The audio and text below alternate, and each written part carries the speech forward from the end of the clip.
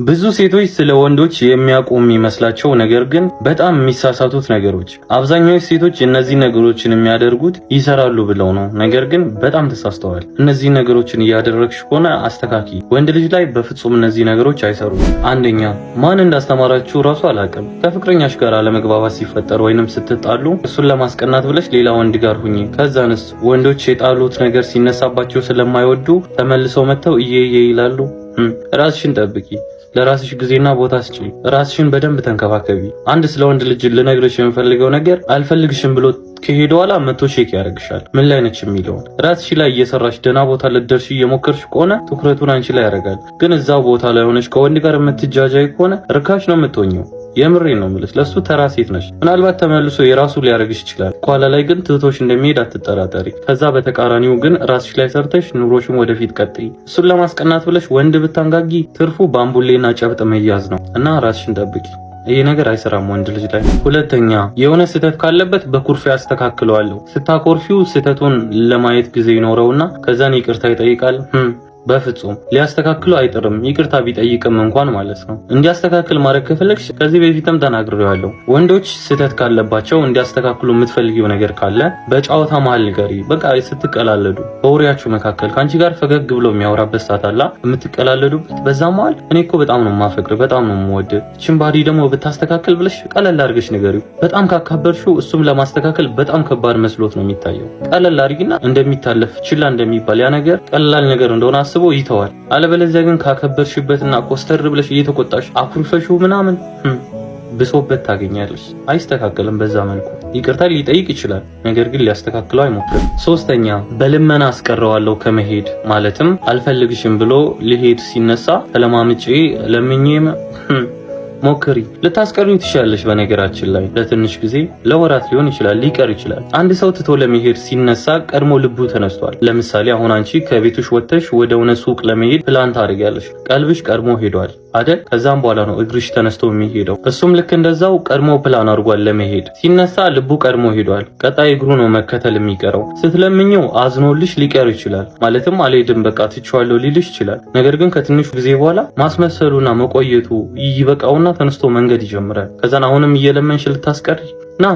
ወንድ ልጅ ሊሄድ ሲነሳ ምን ማለት አለብሽ? እኔ ከምንም ነገር በላይ አፈቅርሃለሁ፣ ቦታ ሰጣለሁ። እንደኔ የምታፈቅር ሴት መቼም አታገኝም። ከኔ መሄድ ሰላም ከሰጠ፣ ከኔ መለየቱ ለአንተ መልካም መስሎ ከታየ እግዚአብሔር ከፊት ይሁን። ጥሩ ፍቅረኛ ነበርክ። አመሰግናለሁ ስለሰጠኝ ፍቅር። ለእያንዳንዷ ነገር አመሰግናለሁ። በጣም አፈቅርሃለሁ። መልካም መንገድ። ጭንቅላቱ ላይ ትልቅ ጥያቄ ነው የምትሆኝ። የምሬ ነው የምልሽ። አክብሮሽ ነው የሚሄደው። ከለመንሽው ግን ንቆና ተራርጎ ነው የሚሄደው። ስለዚህ እንደዚህ በብልሃት መሸኘት ነው ጥያቄ ጭንቅላቱ ላይ ፈጥረሽ። አለበለዚያ በልምምጥ በልመና ሞክሪ። አራተኛ፣ ይሄኛው የርቀት የፍቅር ግንኙነት ውስጥ ላላችሁ ነው። ወንድ ልጅ የርቀት የፍቅር ግንኙነት ከጀመራችሁ ከአንድ ዓመት በኋላ ከ6 ወር በኋላ መነጫነች ከጀመረ ጠልቶሽ ወይንም ደግሞ ላንቺ ያለው ፍቅር ደክሞ ሞቶ አይደለም፣ ናፍቆት ወንድ ልጅ ላይ ከምንም ነገር በላይ ይበረታል። በተለይ የርቀት የፍቅር ግንኙነት ውስጥ ወንድ ልጅ ሊቋቋመው የማይችለው ነገር ቢኖር ናፍቆት ነው። ስለዚህ አዲስ ባህሪ ያመጣል፣ ይነጫነጫል፣ በትንሽ ነገር በቃ ይናደድብሻል ምናምን ነገር እና ይሄን ነገር እንዴት ነው ማስተካክለው? በማስረዳት የጊዜ ጉዳይ ነው፣ እንገናኛለን። ነገሮችን በፍቅር መያዝ ከቻልሽ ወዲያው ተገናኝ። ማለትም እዚህ ስሜት ውስጥ እየገባ ከሆነ በጣም እየተነጫነጨ ከሆነ በጣም አጉላጉል ባህሪ እያሳየ ከሆነ መፍትሄው ምንድነው? መገናኘት። ተገናኝታችሁ ከዛ በኋላ ድጋሚ ፍቅራችሁን አድሳችሁ የርቀቱን ፍቅር ግፉት፣ ቀጥሉት። አለበለዚያ ግን የባህሪው እየገነነ መጥቶ ፍቅራችሁን ብትንትኑን ነው የሚያወጣው። አምስተኛ፣ ወንድ ልጅ በብሬካፕ አይጎዳም፣ በጣም ይጎዳል። ማለትም የፍቅር ግንኙነታችሁ ሲፈርስ መጥቶ ስላላለቀሰ ወይንም ደግሞ ስሜታዊ ሆኖ ስላላወራ አልተጎዳም ማለት አይደለም። በደንብ ላስረዳሽ። ሁለት ፍቅረኛ ማቾች ተለያዩ፣ በመሃላቸው መለያየት ተፈጠረ። ከዛም በኋላ እሷ በጣም አለቀሰች፣ ተጎዳች፣ ልቧ ተሰበረ። ወንድ ልጅ ግን ቶሎ የሚያደርገው ነገር ከዛ ነገር መራቅ ነው። ከጓደኞቹ ጋር ፈታ ይላል፣ ዘና ይላል፣ ለራሱ ጊዜ ይሰጣል፣ ራሱ ላይ በደንብ ይሰራል፣ ራሱን ቢዚ ያደርጋል። በዚህን ሰዓት በቃ ለመዝናናት ይሞክራል፣ ይወጣል፣ ይጠጣል፣ ይጨብሳል ምናምን፣ ያለበትን ጭንቀት ይረሳል። ሴት ልጅ ደግሞ የፍቅር ግንኙነቷ በፈረሰው በዛች ወቅት ውስጥ የምታደርገው ነገር ማልቀስ ነው፣ ማዘን፣ ከሱ ጋር የነበራትን ጊዜ እያስታወሰች መነፋረቅ ይሆናል ስራዋ። ከዛስ ቀስ በቀስ ወራት ሲሆኑ እየረሳች ትመጣለች። ይህኔ ወንድ ልጅን ይጀምረዋል ማለት ነው። ነገሮችን ቆም ብሎ ሲያይ እሷ ለሱ የከፈለችውን ዋጋ ከሷ ስለሚያገኘው ፍቅር የሆነችለትን ነገሮችን አንድ ባንድ ማሰብ ሲጀምር ይህኔ የጸጸት ስሜት እየወረሰው ይመጣል ማለት ነው። ውስጡ ጥፋተኝነት ይሰማዋል። ለዛም ነው ወንዶች የሆነችን ሴት አልፈልግም ብለው ከሄዱ በኋላ ከሆነ ጊዜ በኋላ ድጋሚ ተመልሰው መጥተው ይቅርታ አጥፍቻለሁ ምናምን ብለው ፍቅራቸውን የሚቀጥሉት ወይንም ደግሞ ስህተታቸውን ለማረም የሚሞክሩት። ወንድ ልጅ ወዲያው አይከፋም። የጊዜ ጉዳይ ነው። ራሱን እንደምንም ሲያታልል ይቆይና በስተመጨረሻ ነው ያንን ስሜት የሚያስተናግደው። ሴቶች ግን ቶሎ ነው። በዚህን ጊዜ ሴቶች ምን ያስባሉ? ወንድ ልጅ በፍቅር አይጎዳም፣ በደንብ ነው የሚጎዳው። ስድስተኛ ሀዘኑን አንቺ ጋር መደበቅ ካቆመ በጣም ያፈቅርሻል፣ ፕላስ ደግሞ ያምንሻል። ጓደኛሽ ከሆነ በጣም ነው የሚያምንሽ፣ ፍቅረኛሽ ከሆነ ደግሞ በጣም ነው የሚያፈቅርሽ። ይህንን ወቂ።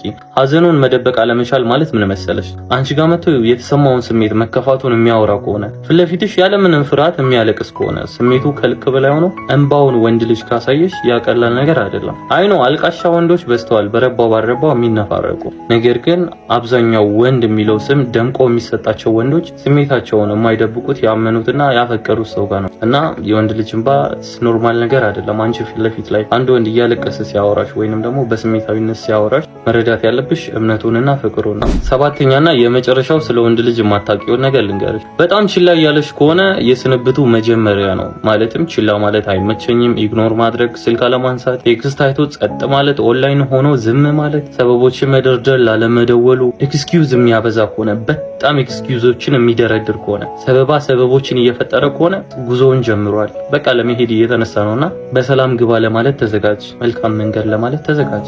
ችላ መባባል የስንብት መጀመሪያ ነው። እዚህ ድረስ ስላዳመጣችሁኝ በጣም ነው የማመሰግናችሁ። በጣም ነው የምወዳችሁ።